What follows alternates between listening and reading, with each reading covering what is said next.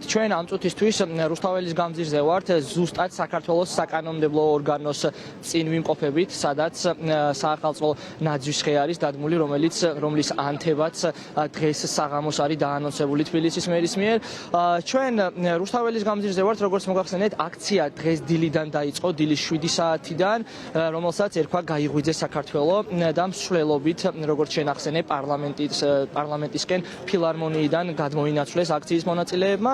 აქ დილიდანვე შეიკრიბნენ ხალხი და მათ მოიტანეს ბურთები, რადგან მათ გააკეთეს საქართველოს მომდევნო ასარჩევი პრეზიდენტის მიხეილ ყაველაშვილის მიმართვები და ისინი ამბობენ, რომ არალეგიტიმური მთავრობის მიერ დანიშნული პრეზიდენტი რა თქმა უნდა იქნება არალეგიტიმური. აქ ასევე ხალხი მოსულია ბანერებით, მათ წარწერები აქვს მოტანილი, რომ რუსეთი საქართველოს მტერია და ის მათი მთავარი მოთხოვნა არის, ისინი ჩვენთან საუბრისას ამბობენ, რომ აუცილებლად უნდა გათავისუფლდეს რეჟიმის მიერ დაპატიმრებული პატიმრები, რომლებიც ამ ბოლო 2 კვირის განმავლობაში აქციებზე დაიჭირეს და ასევე უნდა ჩატარდეს ახალი არჩევნები. ჩვენ ახლა შეგვიძლია აქციაზე მყოფი დემონსტრანტების პოზიცია მოვისმინოთ.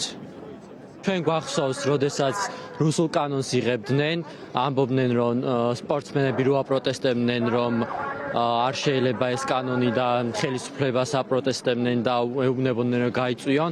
ხელისუფლება ამბობდა, რომ სპორტსმენებს არანაირი კავშირი არ უნდა ქონოდათ პოლიტიკასთან. არ ვცნობ ამ არალეგიტიმურ არც მთავრობას, არც მას მიერ ჩატარებულ არჩევნებს. ეს ყველაფერი არის უკვე სამართლებრივი ფიქცია აბსოლუტური.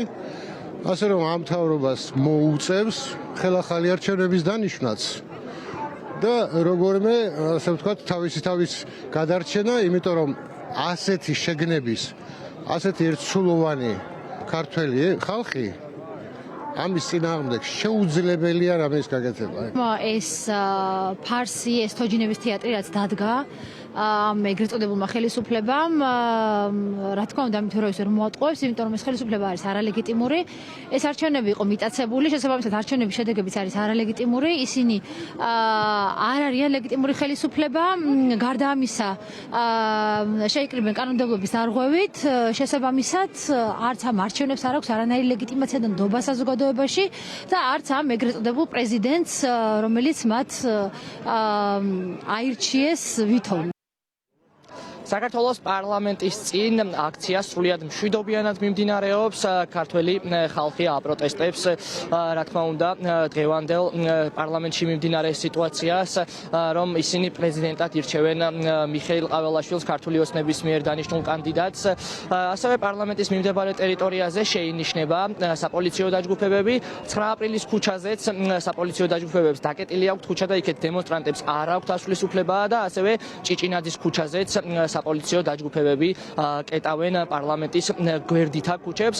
ასევე აღსანიშნავია, რომ მე ჩემს ოპერატორს ლევან მაისურაძეს ვთხოვ, რომ გაჩვენოთ რა ხდება პარლამენტის წინ. აქ ჯებირებით არის გადაკეტილი ნაძვისხე, სადაც სცენა ეწყობა და დღეს საღამოს ქართულმა ოცნებამ უნდა ჩაატაროს ნაძვისხის განთების საზეიმო ცერემონია და ხალხს არ აქვს ნაძვისხესთან მიახლოების საშუალება ამ წუთისთვის, თუმცა დემონსტრანტები რჩებიან რუსთაველის გამზირზე და ისინი მშვიდობიანად აპროტესტებენ, ასევე ნაძვისხესაც იცავენ საპოლიციო დაჯგუფებები და უნდა აღინიშნოს, რომ თავისუფლების მოედნის მხარეს წყლის ჭავლი და სხვადასხვა საპოლიციო დაჯგუფებები იმყოფებიან.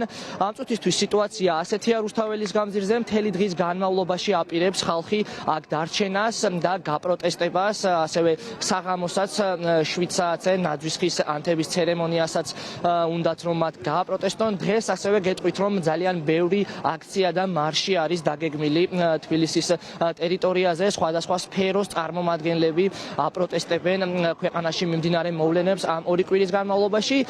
მე ახლა ჩემს ოპერატორს ვთხოვ, რომ უფრო კარგად გაჩვენოთ რა ხდება ამ წუთისთვის რუსთაველის გამზირზე. გიტოვებთ კადრებს უკომენტაროთ. Euronews Georgia's ჯგუფი რჩება რუსთაველის გამზირზე და სწორედ აქედან მოგაწვდით უახლეს ინფორმაციას.